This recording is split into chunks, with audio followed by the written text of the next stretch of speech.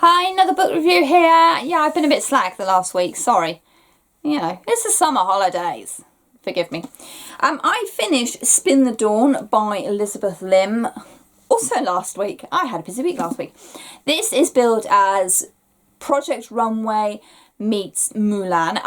I have no idea what Project Runway is, but going by the cover and what I've read about Spin the Dawn, obviously having read it now, I'm going to go with its Great British Sewing Bee, just slightly more pizzazz. So yeah, Spin the Dawn. Pretty much everybody should know the tale of Mulan by now, the girl who pretends to be a boy to save her father's life and go fight in a war for the Emperor. In this one, she pretends to be a boy in order to be a tailor. Basically, she's trying to save what's left of her family after a great war that's happened. Only boys can become great tailors to the Emperor. Girls obviously can only get married and have children. And for Maya, that's not enough. She loves sewing and she wants to protect her family. So in order to do that, she chops off her hair. She goes in dressed as a lad. She straps down her boobs and goes into this Great British Sewing Bee to produce fabulous items of the highest quality for the fiance of the Emperor, who doesn't want to be there. So it makes their lives really, really hard. There's also a huge element of magic in this story that come from the scissors she has been given.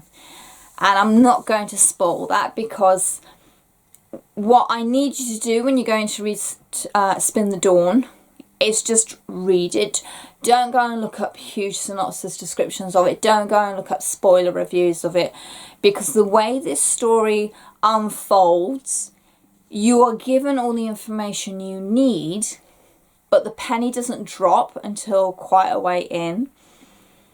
And I did like that aspect of it, that you could work it out, you could figure out all the pieces, but you didn't have to enjoy the story. It was given to you, but in such a way that you went along with the ride, which is great fun. There is some romance in this tale. It's not forced. It is quite gradual. It does make sense considering the situation that Maya finds herself in.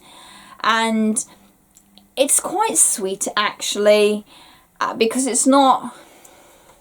I would like to say it's not your usual romance, but it probably is your usual romance in a YA fantasy book at the moment.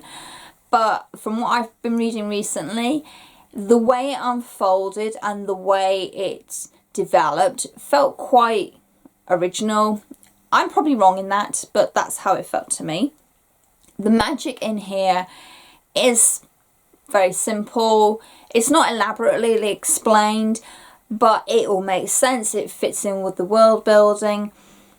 And it has its own set of rules as well. So for the structure of the story, it makes a lot of sense. It's not just wave a magic wand and ta-da. There are consequences of using magic in this world, which makes a lot of sense.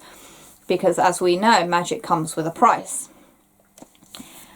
As well as having a gorgeous cover, Spin the Dawn has a very strong female at its heart. I mean, at the end of the day, she's pretending to be a lad in a world where she has no business being according to the society.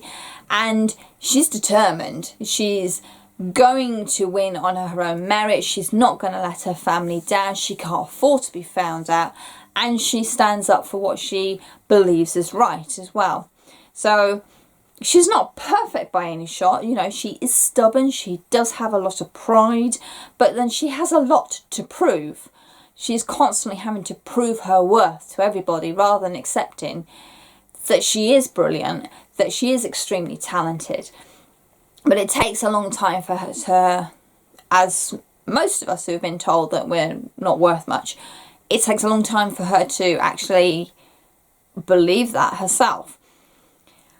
What I loved about this tale is, as a sewer, it describes sewing, not in the needle up, needle down, needle up, needle down boring way, but the intricacies of embroidery and cutting pattern shapes and drafting a dress. It's all done very simply, but it's there. You can actually see her sewing, see her making dresses, see her creating items of clothing, and the way she does it. It's not overly done, but it's enough in there for me as a sewer to see what she is doing. And that was very enjoyable. It's not very often my two passions in life actually collide in a story. It's brilliant. So I really like that aspect. It is the first in a series. It's Blood of the Stars. I think it's a duology. I'm not certain on that. But, you know, if you're looking for a nice, clean, wrap-up standalone story, this is not the book you are looking for. That'll be another one I'm about to review. But the way this ends, you could leave it where it ends, but you'd only get half the tale. There's more going on, as there usually is in these big fantasy stories. There are a lot more secrets to be found out.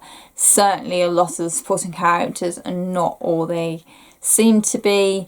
And by the end of the tale, Maya has become this quite independent character. She knows what she's going to do and why she's going to do it.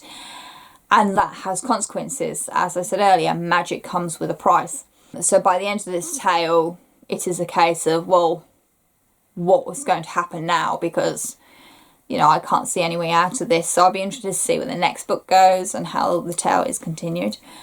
Spin the Dawn is one for fantasy lovers who like a slow burn romance, a hefty dose of magic, and a lot of mythology that we don't normally get much of in fantasy books, which is quite nice. It's quite refreshing at the moment that we do have an influx of stories coming from other cultures than Western, and you know, the YA shelves are filling up quite nicely with them.